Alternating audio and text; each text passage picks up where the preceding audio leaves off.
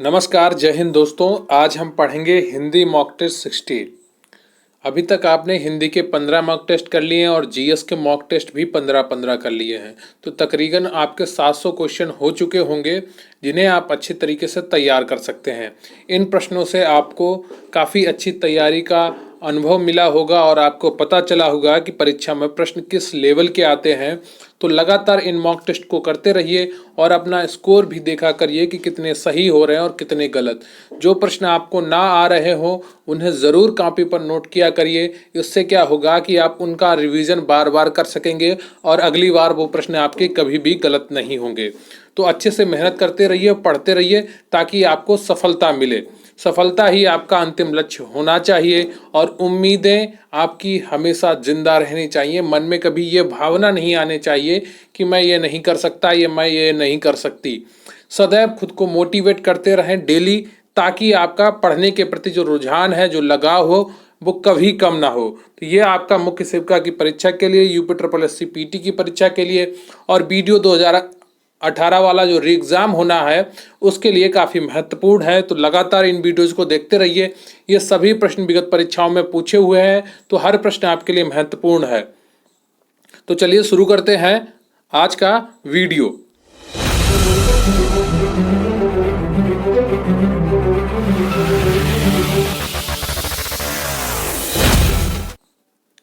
लेकिन उससे पहले मैं आपसे रिक्वेस्ट करूंगा कि आप वीडियो को लाइक कर लें और चैनल पर नए हैं तो चैनल को सब्सक्राइब कर लें।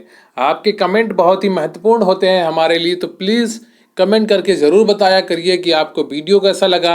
और मैं जब वीडियो के दौरान जो प्रश्न पूछा करूं आपसे, उसका उत्तर भी कमेंट बॉक्स में ज़रूर लिखा करिए। आप हमारे चैनल को भी ज्वाइन कर सकते हैं टेलीग्राम पर, इसका लिंक आपको डिस्क्रिप्शन बॉक्स में मिल जाएगा। और प्लीज़ वीडियो अंत तक देखें, प्लीज़ वीडियो अंत तक देखें ताकि आपकी तैयारी पूरी हो सके और आपको सभी प्रश्नों का अनुभव हो, सभी प्रश्नों की जानकारी आपको मिल सके। तो चलिए शुरू करते हैं आज का वीडियो। लेकिन उससे पहले मैं आपको थोड़ी सी जानकारी देना चाहूँगा कि हमारे चैनल पर मुख्य सेविका स्पेशल पीडीएफ बैच चल रहा है जिसका नाम है मुख्य सेविका गरिमा बैच। क्लियर है आपको? तो इसकी फ़ीस 600 रुपये थी ओरिजिनल, लेकिन अब आपको 25% का डिस्काउंट दिया जा रहा है, 150 रुपये की छूट दी जा रही है। अभी ये मात्र 450 रुपये में है। इससे पहले आपको 50% डिस्काउंट मिल रहा था, तब काफ़ी लोगों ने ज्वाइन किया। अभी भी 25% डिस्काउंट है आपके पास, आप इसे ज्वाइन कर सकते हैं। काफ़ी अच्छी पीडीएफ्स होती हैं, काफ़ी अच्छे तरीके से तैयार की गई हुई पीडीएफ होती हैं ताकि आपको कम पढ़ना पड़े और रिजल्ट ज़्यादा मिले। सभी क्लासेस की पीडीएफ आपको मिलेंगी। टेलीग्राम पर QRC हेल्प सर्च करके इससे जुड़ सकते हैं। इसका लिंक भी आपको डिस्क्रिप्शन बॉक्स में मिल जाएगा। आप जरूर जुड़िए, आपको फायदा मिलेगा। मात्र 450 रुपये में आपकी किस्मत बदल सकती है, आपको नौकरी मिल सकती है। अपनी तैयारी में आप कोई कमी कसर मत छोड़िए, लगातार पढ़ते रहिए। मेरे मार्गदर्शन में आपको ज़रूर सफलता मिलेगी, ये मेरी गारंटी है। सभी नोट्स मिलेंगे आपको, तकरीबन 500 पीडीएफ्स आपको दी जाएंगी। डेली पीडीएफ्स मिलेंगी, कभी भी आपको एक साथ पीडीएफ नहीं दी जाएंगी ताकि आपका नुकसान हो, आप पढ़ ना पाएँ। डेली आपको रूटीन में पीडीएफ मिलेंगी इवनिंग में। डेली आप उनको रिवाइज करिए और पढ़िए। 10 फुल पेपर जैसे मॉक टेस्ट कराए जाएंगे आपको पेपर से पहले। सभी क्लासेस की ऑनलाइन क्लासेस मिलेंगी आपको, ऑनलाइन एंड वीडियो लेक्चर मिलेंगे, तो उनको अच्छे से आप रिवीजन भी कर पाएंगे पीडीएफ का। और ये डिस्काउंट आपका सीमित समय के लिए है, कभी वापस लिया जा सकता है। तो पिछली बार 50% डिस्काउंट था, तो काफ़ी लोगों ने ये कोर्स 300 रुपये में खरीद लिया है। अभी भी 25% डिस्काउंट है, आप लोग इससे जुड़ सकते हैं और अपनी तैयारी को मजबूत कर सकते हैं। 40-50 हज़ार की नौकरी है आपकी, तो 300-400 का मोह मत देखिए और लगातार अपनी तैयारी को मजबूत करते रहिए। तैयारी निरंतर जारी रखिए। आपकी थोड़ी सी मेहनत आपको 50 हज़ार की नौकरी दिला सकती है, 40 हज़ार की नौकरी दिला सकती है। आपकी नौकरी में, इस भर्ती में, मुख्य सेविका की भर्ती में कंपटीशन बहुत कम है क्योंकि सिर्फ लड़कियों की भर्ती है और उसमें भी सिर्फ कुछ विषय की लड़कियों की, 4 विषय की लड़कियों को। इसलिए आपके पास अच्छा मौका है, सुनहरा मौका है। अच्छे से पढ़ें और तैयारी मजबूत करते रहें। आपको अगर इस बैच से जुड़ना है तो टेलीग्राम पर QRC हेल्प सर्च करें या आप डिस्क्रिप्शन बॉक्स से इसका लिंक ले लें। तो शुरू करते हैं आज का अपना हिंदी मॉक टेस्ट 16। इससे पहले आपके 15 मॉक टेस्ट हो चुके हैं और डेली आपकी हिस्ट्री क्लासेस भी सुबह चल रही हैं, उनको भी ध्यान से देखा करिए ताकि आपको तैयारी पूरी हो सके, आपको तैयारी का पूरा फायदा मिल सके। तो पहला प्रश्न है आपका हिंदी शब्दकोश में छा का क्रम किस वर्ण के बाद आता है? आपका प्रश्न है, हिंदी शब्दकोश में छा का क्रम किस वर्ण के बाद आता है? ऑप्शन ए का, ऑप्शन बी छा, ऑप्शन सी त्रा, ऑप्शन डी ज्ञा। बताइए, हिंदी शब्दकोश में छा का क्रम किस वर्ण के बाद आता है? आपका प्रश्न आपने सुन लिया होगा। ABCD में कौन सा ऑप्शन आपका सही होगा? ग्राम पंचायत अधिकारी में यह पूछा हुआ प्रश्न है, तो ABCD में आपका सही हो जाएगा पहले का ए। क्लियर है? तो का के बाद छा आता है। कैसे आता है? जो छा बनता है आपका, वो का धन शा, ये वाला जो शा होता है मूर्धन्य, इससे बनता है। तो इसका डिटेल में पढ़ लेते हैं। हिंदी को शब्दकोश में छा का क्रम का वर्ण के बाद आता है। तो छा का क्रम कब आता है? का वर्ण के बाद आता है। यह एक संयुक्त व्यंजन है जो का धन शा वर्णों के योग से मिलकर बना है। संयुक्त व्यंजन छा, त्रा, ज्ञा और श्रा, ये चार जो वर्ण हैं ये आपके संयुक्त व्यंजन कहलाते हैं। इनको आप जरूर याद रखिए, कई बार परीक्षाओं में संयुक्त व्यंजन पूछे गए हैं। तो छा, त्रा, ज्ञा, संयुक्त व्यंजनों की संख्या कितनी है? 4। कौन कौन से हैं? छा, त्रा, ज्ञा। फिर एक बार बोलिए मेरे साथ, संयुक्त व्यंजन कौन कौन से हैं? 4।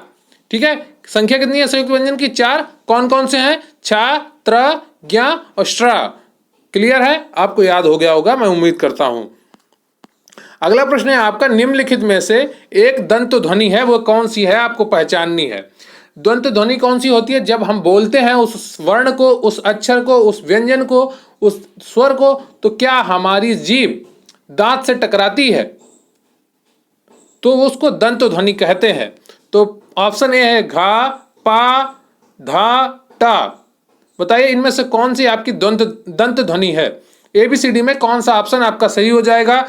तो इसका सही उत्तर हो जाएगा दूसरे का धा। धा, देखिए जब आप धा बोलेंगे तो ये आपके दांत से टकराएगा, तो ये सही उत्तर हो जाएगा। घा बोलेंगे, घा आपके कंठ से निकलता है। का, खा, गा, घा, ये सब कहां से निकलते हैं? आपकी ध्वनि कंठ से निकलती है, तो ये तो ऑप्शन गलत हो गया। पा, पा, फा, भा, मा, ये आपके ओंठ मिलते हैं। पा बोलेंगे तो आपके होंठ मिलेंगे, तो पा, फा, भा, ये सब क्या है? ओष्ठ ध्वनि है, तो ये भी नहीं होगा। ट, ट आपकी जीभ मुड़कर ऊपर लड़ती है, तो ये क्या होती है? मूर्धन्य हो जाती है। ट, टा। तो बोलकर देखा करिए, आपको तुरंत याद हो जाएगा। जब तक आप इसे महसूस नहीं करेंगे, हिंदी को क्या है, आप महसूस कर लीजिए।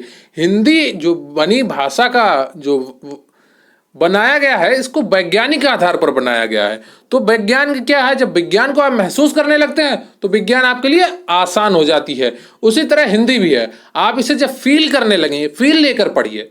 हिंदी को क्या है? आपको फील लेकर पढ़ना है। फील लेकर पढ़ने लगे, बहुत आसान हो जाएगी। आपकी कोई भी प्रश्न हिंदी में गलत होंगे नहीं, ये मेरा दावा है। तो ऊपर दिए गए वर्णों में धा ध्वनि है वो दंत ध्वनि है। देखिए कंठ वर्ग में क्या क्या आता है? का वर्ग जो होता है वो कंठ वर्ग होता है। तो का, खा, गा, इंग्या जो आता है कंठ वर्ग में आता है। तालब्य चा, छा, झा, झा, या, ये सब किस में आते हैं? तालब्य में आते हैं। मूर्धन्य में क्या क्या आता है? आपका टा वर्ग पूरा आता है। टा वर्ग में क्या क्या आते हैं? टा, ठा, डा, ढा, ण। टा, ठा, डा, ढा, ण। दंत वर्ग में क्या क्या आता है? ता वर्ग आता है पूरा। ता आता है, था आता है, दा आता है, धा आता है और ना आता है। और ओष्ठ वर्ग में क्या आता है? पूरा पा वर्ग आता है।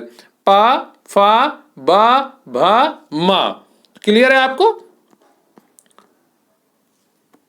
तो अगला प्रश्न है आपका, किस किस से झगड़ा करते फिरोगे में रेखांकित पद क्या है? देखिए इसमें रेखांकित छूट गया है, रेखांकित करना।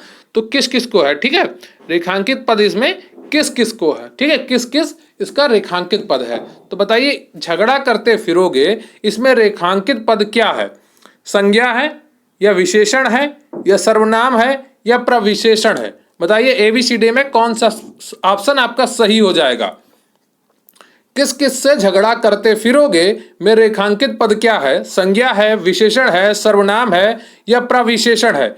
ABCD में कौन सा ऑप्शन आपका सही है? तो तीसरे का ऑप्शन आपका सही हो जाएगा सी, सर्वनाम होता है। किस, उस, ये सब क्या है? सर्वनाम है। तो दिए गए वाक्य में रेखांकित पद किस किस को सर्वनाम है? यह प्रश्नवाचक सर्वनाम के अंतर्गत आता है। प्रश्नवाचक सर्वनाम उसे कहते हैं जिनका प्रयोग प्रश्न के लिए किया जाता है, जैसे कौन, क्या, कहाँ, कब, ये सब क्या है, प्रश्नवाचक सर्वनाम है। क्लियर है आपको? बिल्कुल क्रिस्टल क्लियर होना चाहिए आपको। निरंतरता आपको सफलता अवश्य दिलाएगी। हजारों लोग वीडियो देखते हैं, आप भी उनमें से एक हैं, तो सफलता भी आपके लिए जरूर होगी। बड़ा घर छोटा आदमी, नीला वस्त्र में विशेष कौन कौन है? बताइए, बड़ा घर छोटा आदमी, नीला वस्त्र में विशेष कौन कौन से हैं? ऑप्शन ए नीला छोटा, ऑप्शन बी बड़ा छोटा, ऑप्शन सी घर आदमी वस्त्र, ऑप्शन डी छोटा नीला। बताइए इनमें से कौन सा ऑप्शन आपका सही हो जाएगा? जूनियर इंजीनियर तकनीकी परीक्षा 2016 में पूछा हुआ प्रश्न है। तो बड़ा घर छोटा आदमी नीला वस्त्र, इसमें विशेष कौन से हैं? विशेषण क्या होते हैं पहले ये बताइए, विशेष आप बाद में बताइएगा। एक बार मन में विचार करिए कि विशेषण क्या होते हैं। करिए करिए, कर लिया ना? तो विशेषण क्या होता है? जो किसी की विशेषता बताता है। ठीक है, तो यहां पर विशेषण क्या क्या है? बड़ा घर क्या है? बड़ा है। विशेषता किसने, कौन बता रहा है? बड़ा बता रहा है। छोटा, कौन है छोटा? आदमी है। तो छोटा का क्या हुआ? विशेषण हुआ। आदमी की विशेषता बता रहा ना छोटा। और फिर वस्त्र की विशेषता क्या बता रहा? नीला है। तो नीला क्या है? वस्त्र है। वस्त्र क्या हुआ? वस्त्र आपका यहां पर विशेष्य हो जाता है। जो विशेषण जो होते हैं, जिसकी विशेषता बताते हैं, वो विशेष्य हो जाते हैं। तो यहां पर आपका वस्त्र विशेष हो जाएगा, यहां पर आदमी विशेष हो जाएगा, और यहां पर आपका घर विशेष हो जाएगा। तो इसमें कौन सा ऑप्शन सही हो जाएगा आपका? चौथे का सी ऑप्शन। यहां पर देखिए, घर आदमी वस्त्र तीनों है।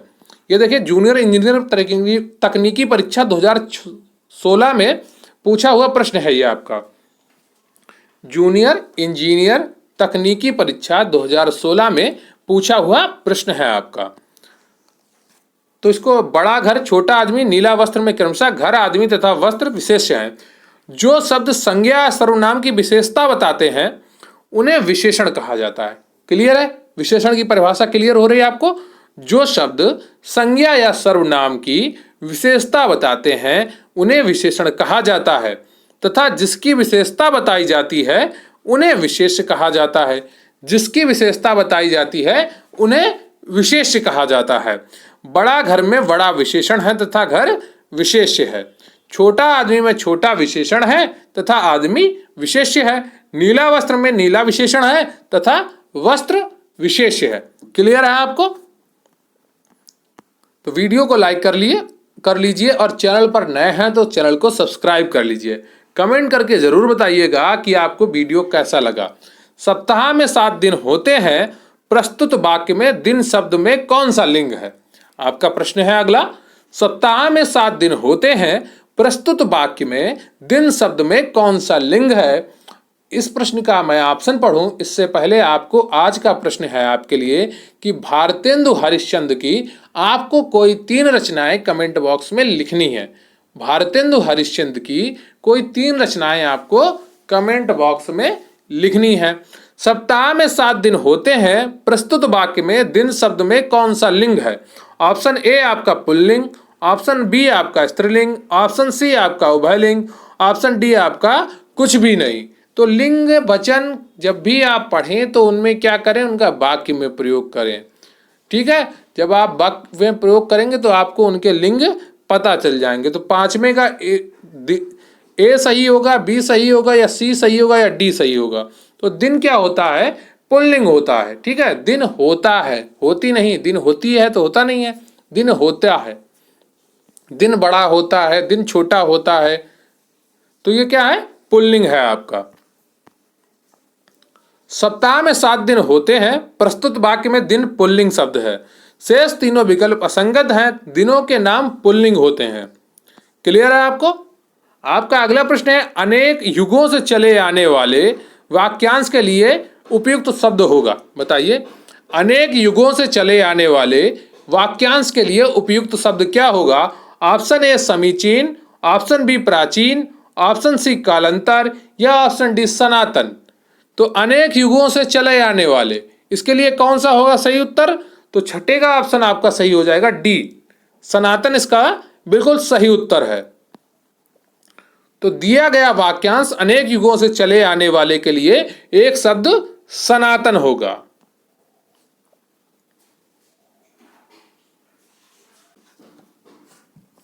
आपका अगला प्रश्न है अभीष्ट का संधि विच्छेद होगा। बताइए अभीष्ट का संधि विच्छेद क्या होगा। क्या ऑप्शन ए सही होगा, या ऑप्शन बी सही होगा, या ऑप्शन सी सही होगा, या ऑप्शन डी सही होगा। बताइए ए बी सी डी में कौन सा ऑप्शन आपका सही हो जाएगा। अभीष्ट का सही संधि विच्छेद क्या होगा। तो सातवें का आपका ऑप्शन सी सही हो जाएगा। अभी धन ईस्ट, अभी धन ईस्ट आपका बिल्कुल सही हो जाएगा। अभीष्ट का सही संधि विच्छेद। यह आपका UP triple S C can supervisor 30/8/2019 को पूछा हुआ प्रश्न है।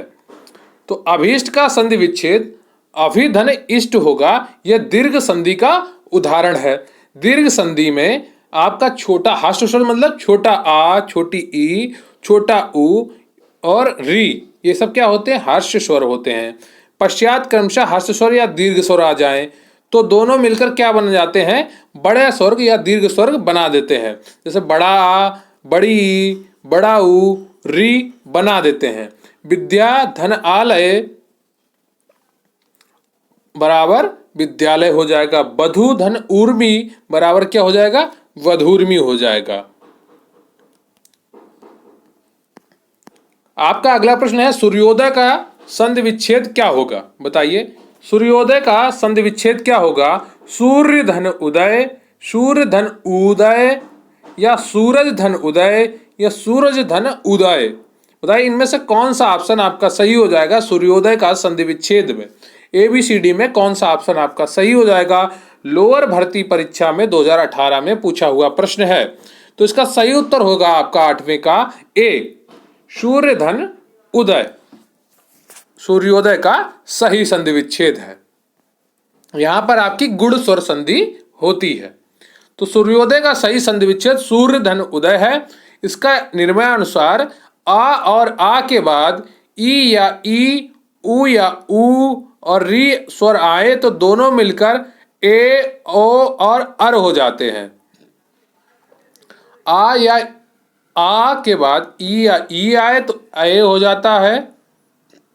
उ या उ आए तो ओ हो जाता है, और री आए तो अर हो जाता है। तो नर धन इंद्र नरेंद्र हो गया।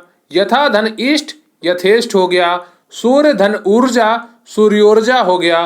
पर प्लस उपकार परोपकार हो गया। क्लियर है आपको। आपका अगला प्रश्न है आच्छादित का उचित विच्छेद निम्न में से कौन सा है। बताइए आच्छादित का उचित विच्छेद निम्न में से कौन सा है। ऑप्शन ए आत प्लस छादित, ऑप्शन बी आक प्लस छादित, ऑप्शन सी आ प्लस छादित, और ऑप्शन डी आज प्लस छादित। यहां पर प्लस होगा बीच में, उसे आप सही कर लीजिएगा। तो 9वें का कौन सा ऑप्शन आपका सही हो जाएगा। तो 9वें का आपका सी ऑप्शन बिल्कुल सही है। यहां पर कौन सी संधि है, संधि यहां पर आपकी व्यंजन संधि है। तो आच्छादित का क्या होगा, आ प्लस छादित, यह एक व्यंजन संधि है। किसी भी ह्रस्व स्वर या आ का मेल जब छा से होने पर छा से पहले चा जोड़ दिया जाता है। चा जोड़ा जाएगा तो वो आधा होगा, हलंत वाला चा होगा। यहाँ पर हलंत नहीं लिखा है, हलंत वाला चा जोड़ा जाएगा। स्व प्लस छंद स्वच्छंद हो जाएगा। परि प्लस छेद परिच्छेद हो जाएगा। अनु प्लस छेद अनुच्छेद हो जाएगा। और बी प्लस छेद विच्छेद हो जाएगा।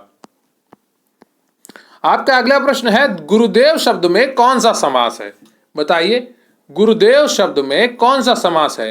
क्या अव्ययीभाव समास है, क्या तत्पुरुष समास है, क्या बहुब्रीहि समास है, या डी कर्मधारय समास है। गुरुदेव शब्द में कौन सा समास है।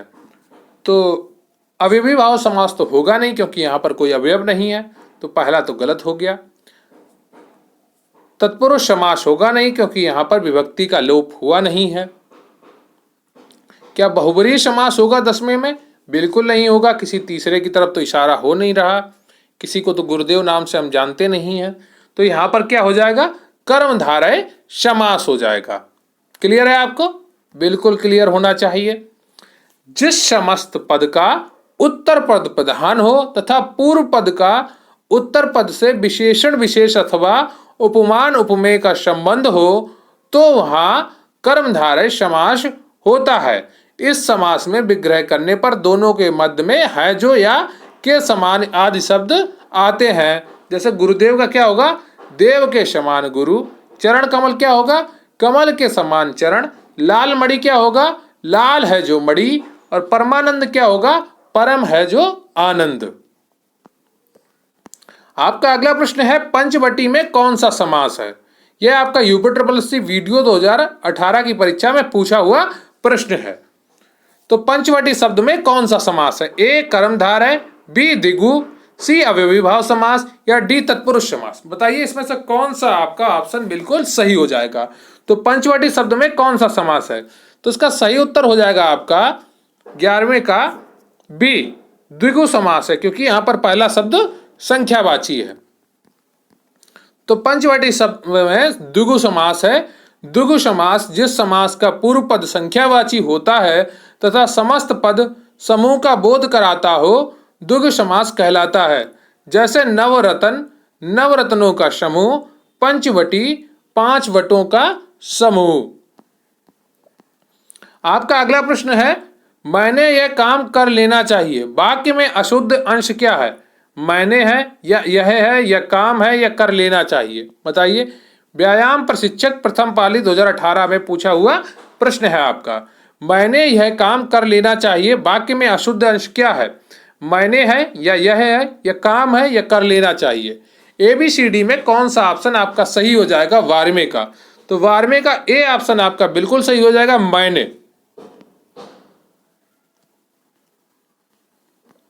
तो यहां पर मैंने की जगह क्या होगा, मुझे होगा। मैंने ये काम कर लेना चाहिए, वाक्य में अशुद्ध अंश मैंने है, यहां मैंने की जगह मुझे होना चाहिए, अतः शुद्ध वाक्य क्या होगा, मुझे यह काम कर लेना चाहिए। आपका अगला प्रश्न है दोहा छंद में कितने चरण होते हैं। बताइए। 2 होते हैं, 6 होते हैं, 3 होते हैं या 4 होते हैं। तो दोहा छंद में कितने चरण होते हैं सॉरी। तो 13वें का आपका सही हो जाएगा डी, 4 होते हैं। दोहा छंद में कितने चरण होते हैं, 4 होते हैं। दोहा छंद में 4 चरण होते हैं। यह अर्ध सम्मात्रिक छंद है। इस छंद के प्रथम और तृतीय चरणों में 13-13 मात्राएं होती हैं और द्वितीय और चतुर्थ चरणों में 11-11 मात्राएं होती हैं। जैसे श्री गुरु चरण सरोज रज निज मन मुकुर सुधार, वर्ण रघुवर विमल जसु जो दायक फलचार। ये क्या है, एक दोहा। ठीक है। दोहे में कितने 11-11 द्वितीय और चतुर्थ चरण में मात्राएं होती हैं और पहले और तृतीय में 13-13 मात्राएं होती हैं। यह अर्ध सम्मात्रिक छंद है। 14वां प्रश्न है आपका एक हाथ से ताली नहीं बजती कि लोकोक्ति का सही अर्थ क्या है। बताइए। ऑप्शन ए एक हाथ से ताली बजनी चाहिए, ऑप्शन बी झगड़े के लिए एक पक्ष जिम्मेदार होता है, या ऑप्शन सी झगड़े के लिए दोनों पक्ष जिम्मेदार होते हैं, या ऑप्शन डी झगड़े के लिए कोई जिम्मेदार नहीं होता है।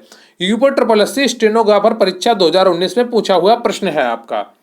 तो एक हाथ से ताली नहीं बजती, इसका लोकोक्ति का सही अर्थ क्या हो जाएगा। तो इसका ऑप्शन आपका सी सही हो जाएगा, झगड़े के लिए दोनों पक्ष जिम्मेदार होते हैं। तो लोकोक्ति एक हाथ से ताली नहीं बजती का सही अर्थ हो जाएगा, झगड़े के लिए दोनों पक्ष जिम्मेदार होते हैं। अगला प्रश्न है आपका 15वां। काला अक्षर भैंस बराबर लोकोक्ति का सही अर्थ क्या है। पढ़ा लिखा ना होना, पढ़ा लिखा होना, विद्वान होना या मूर्ख होना। तो इसका सही उत्तर क्या हो जाएगा। ABCD में कौन सा ऑप्शन आपका सही है। तो 15वें का ए ऑप्शन आपका सही हो जाएगा। काला अक्षर भैंस बराबर का मतलब होता है कि पढ़ा लिखा ना होना। अगला प्रश्न है आपका खग जाने खग की भाषा।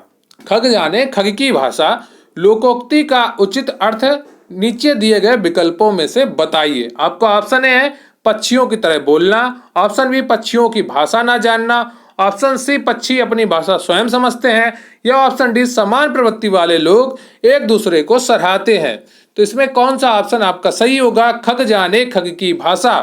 तो 16वें का आपका ऑप्शन डी सही हो जाएगा, समान प्रवृत्ति वाले लोग एक दूसरे को सराहते हैं। ग्राम पंचायत अधिकारी परीक्षा 2015 में पूछा हुआ प्रश्न था आपका। तो आपका ये उत्तर हो जाएगा, समान प्रवृत्ति वाले लोग एक दूसरे को सराहते हैं। आपका अगला प्रश्न है, किस रस को रसराज कहा जाता है? बताइए, किस रस को रसराज कहा जाता है? ऑप्शन ए श्रृंगार रस, ऑप्शन बी वीर रस, ऑप्शन सी शांत रस, ऑप्शन डी करुण रस। वन रक्षक परीक्षा 2015 में पूछा हुआ प्रश्न है, किस रस को रसराज कहा जाता है? तो इसका सही उत्तर हो जाएगा आपका, और ये ग्राम पंचायत अधिकारी 2015 में पूछा हुआ प्रश्न है। 2 परीक्षाओं में ये 2015 में पूछा गया था।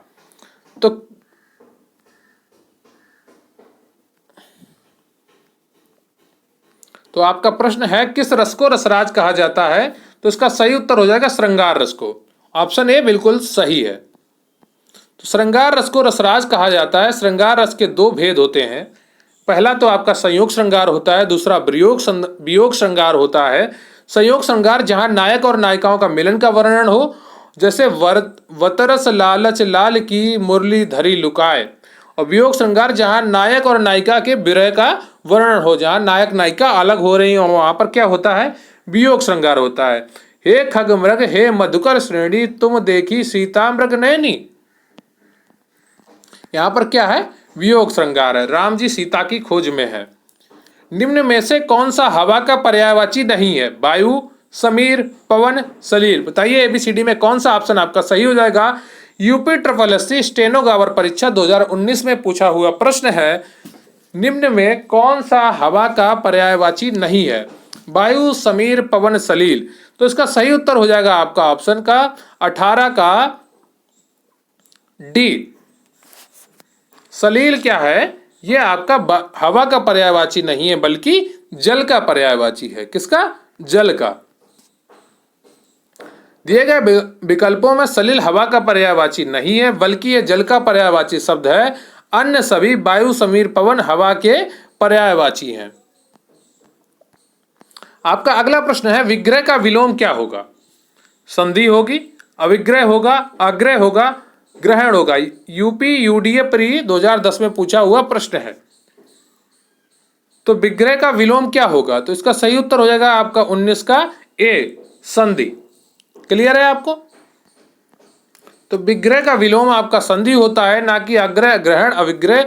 आग्रह का विलोम, आग्रह का विलोम क्या होता है? दुराग्रह होता है। क्लियर है आपको? अगला प्रश्न है आपका, क्षणिक का सही विलोम शब्द क्या है? तो आज को आपको भारतेंदु हरिश्चंद्र की 3 रचनाएं लिखनी है। अगर आपने वीडियो लाइक ना किया हो तो प्लीज वीडियो को लाइक कर लिए और कमेंट करके जरूर बताइएगा आपको वीडियो कैसा लगा। तो क्षणिक का सही विलोम क्या होगा? अल्प होगा, शाश्वत होगा, क्षर होगा, विमुख होगा। यूपी PCS RO एग्जाम 2016 में पूछा हुआ प्रश्न है। तो इसका सही उत्तर हो जाएगा आपका 20वें का बी, शाश्वत। क्लियर है आपको? क्षणिक का सही विलोम शब्द शाश्वत होता है। क्षणिक का विलोम शब्द शाश्वत है। अल्प का विलोम अति, क्षर का विलोम अक्षर और विमुख का विलोम उन्मुख होता है। विमुख का क्या होता है? उन्मुख होता है। तो ये रहे आपके 20 प्रश्न। कमेंट करके जरूर बताइएगा कि आपके कितने प्रश्न सही हुए। आज का आपका प्रश्न है कि भारतेंदु हरिश्चंद्र की 3 रचनाएं कौन सी हैं? आप कोई भी 3 रचनाएं उनकी कमेंट बॉक्स में लिख सकते हैं। और प्लीज चैनल को सब्सक्राइब कर लीजिए, वीडियो को लाइक कर लीजिए, कमेंट करके जरूर बताइएगा कि आपको वीडियो कैसा लगा। और ये छोटी सी जानकारी ले लीजिए, अगर आप अपने परिवार में अपनी गरिमा को बढ़ाना चाहते हैं, अपने सम्मान को बढ़ाना चाहते हैं, अपनी इज्जत को बढ़ाना चाहते हैं, तो मुख्य सेविका की जो आपकी भर्ती है इसमें एक पद आपको जरूर चाहिए होगा। तो मुख्य सेविका स्पेशल PDF बैच हमारे चैनल पर चल रहा है, जिसकी फीस मात्र 450 रुपए ली जा रही है। 600 रुपए इसकी ओरिजिनल फीस थी, जिसमें आपको 25% डिस्काउंट मिल रहा है 150 रुपए का। मात्र 450 रुपए में इससे आप जुड़ सकते हैं। इस बैच का नाम है मुख्य सेविका गरिमा बैच। देखिए, आपको अगर लगातार पढ़ाई करनी है और अच्छी पढ़ाई करनी है तो इस बैच से जरूर जुड़ें, ताकि आपकी एक नौकरी हो 40-50 हजार जिसकी सैलरी है, उसमें कोई कमी ना रह जाए। उसकी पढ़ाई में अच्छी नौकरी है, 40-50 हजार आपको सैलरी मिलेगी। इसमें आपको सभी क्लासेस की PDF प्रोवाइड कराई जाएंगी। और मेरी PDF जो होती है बहुत ही अच्छी क्वालिटी होती है। आप मोबाइल पर उन्हें आसानी से पढ़ सकेंगे। बड़े बड़े फॉन्ट में होती है, छोटे छोटे फॉन्ट में मैं नहीं टाइप करवा के देता हूं आपको PDF, ताकि आप उन्हें जूम कर कर पढ़ें। आपको बड़े फॉन्ट में PDF मिलेगी, जिन्हें आप आसानी से मोबाइल पर पढ़ सकेंगे। इससे जुड़ने के लिए आप टेलीग्राम पर QRC हेल्प सर्च कर सकते हैं, या लिंक को आप उसको डिस्क्रिप्शन बॉक्स में मिल जाएगा। और डिस्काउंट आपका सीमित समय के लिए है। तो इससे आप जल्दी जुड़े। 450 रुपये में मात्र आप जुड़ सकते हैं। QRC हेल्प लिख के सर्च कर सकते हैं। क्लियर है आपको?